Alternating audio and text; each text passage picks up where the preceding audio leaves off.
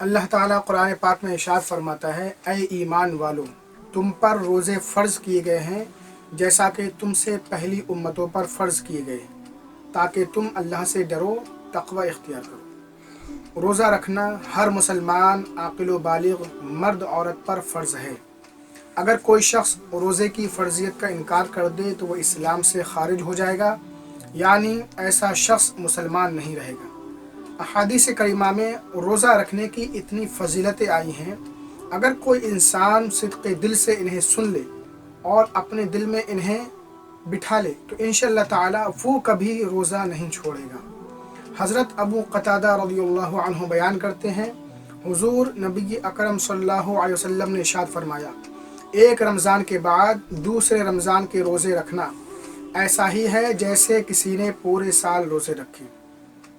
ایک روایت میں ہے، اللہ کے رسول صلی اللہ علیہ وسلم نے ارشاد فرمایا، جس نے ایمان کی حالت میں ثواب کی نیت سے رمضان کے روزے رکھے، اللہ تعالیٰ اس کے پہلے کے سب گناہ معاف فرما دیتا ہے، اور رمضان کی آخری رات میں اس کو گناہوں سے اس طرح پاک و صاف فرما دیتا ہے جیسا کہ وہ آج ہی دنیا میں آیا ہے۔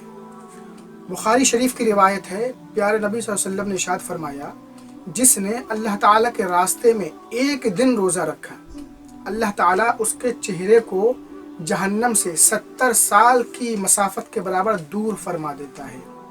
اس حدیث پاک سے اندازہ لگایا جا سکتا ہے، جب ایک روزے کا اتنا ثواب ہے تو جو لوگ رمضان کے مہینے میں 30 روزے رکھتے ہیں، اللہ تعالیٰ ان کو جہنم سے کتنا دور فرما دے گا۔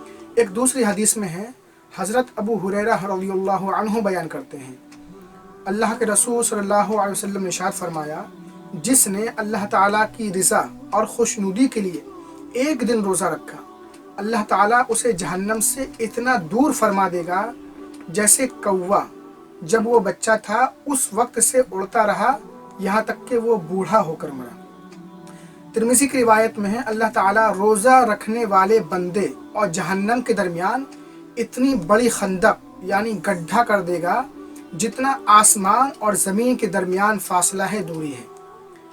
بیہقی کی روایت میں ہے، حضور نے ارشاد فرمایا، روزہ دار کی دعا افطار کے وقت رد نہیں کی جاتی ہے، یعنی وہ جو بھی نیک دعا کرتا ہے وہ قبول کی جاتی ہے۔ شعب الایمان کی حدیث ہے، حضرت عبداللہ ابن عمر رضی اللہ عنہما بیان کرتے ہیں، نبی کریم صلی اللہ علیہ وسلم نے ارشاد فرمایا، روزہ اور قرآن آخرت میں بندے کے لیے شفاعت کریں گے۔ روزہ کہے گا، اے میرے رب، میں نے رمضان میں کھانے پینے اور خواہشوں سے اسے روکے رکھا، میری شفاعت اس کے حق میں قبول فرما۔ قرآن کہے گا، اے میرے رب، میں نے اسے رات میں سونے نہیں دیا، میری شفاعت اس کے حق میں قبول فرما۔ پھر دونوں کی شفاعت قبول کر لی جائے گی۔ ایک روزہ رکھنے میں کتنا ثواب ملتا ہے۔ نفل روزے کے بارے میں حضور ارشاد فرماتے ہیں، اگر کسی نے ایک دن نفل روزہ رکھا اور پوری زمین بھر کے اسے سونا دیا جائے، جب بھی اس کا ثواب پورا نہیں ہوگا، اس کا ثواب تو آخرت میں ہی اللہ تعالیٰ اس کو عطا فرمائے گا۔ جب نفل روزے کا اتنا ثواب ہے تو ذرا سوچئے کہ فرض روزوں کے ثواب کا عالم کیا ہوگا، ان کا کتنا زیادہ ثواب ہوگا۔ سنن نسائی کی حدیث ہے، حضور نبی کریم صلی اللہ علیہ وسلم نے ارشاد فرمایا، روزہ جہنم کی آگ سے ڈھال ہے، جیسے تم میں سے کسی شخص کے پاس لڑائی کے لیے ڈھال ہوتی ہے۔ روزہ مسلمانوں کی جہنم کے آگ سے حفاظت فرمائے گا۔ حضرت ابو ہریرہ رضی اللہ عنہ سے روایت ہے، حضور نبی اکرم صلی اللہ علیہ وسلم نے ارشاد فرمایا، ہر چیز کی زکوٰۃ ہے اور جسم کی زکوٰۃ روزہ رکھنا ہے۔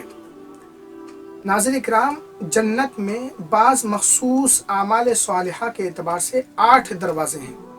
جو شخص دنیا میں خلوص نیت سے ان میں جس عمل صالح کا بھی عادی ہوگا، وہ جنت میں اسی عمل کے دروازے سے جائے گا۔ ریان جنت کا وہ دروازہ ہے جس میں سے صرف روزے دار ہی داخل ہوں گے۔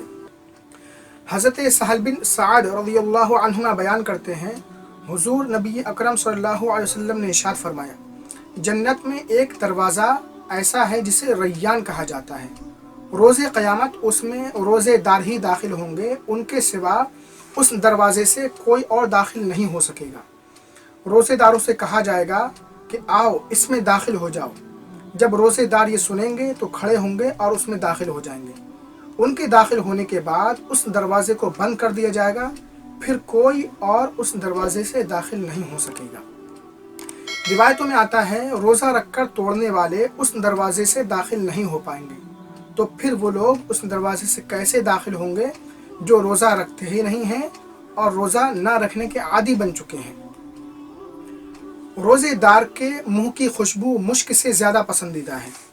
हज़रत अबू हुरैरा रज़ियल्लाहु अन्हु से रिवायत है, अल्लाह के रसूल सल्लल्लाहु अलैहि वसल्लम ने इरशाद फरमाया, अल्लाह तबारक व तआला फरमाता है, हर अमल की जज़ा है और रोज़ा मेरे लिए है, मैं ही उसका बदला दूंगा।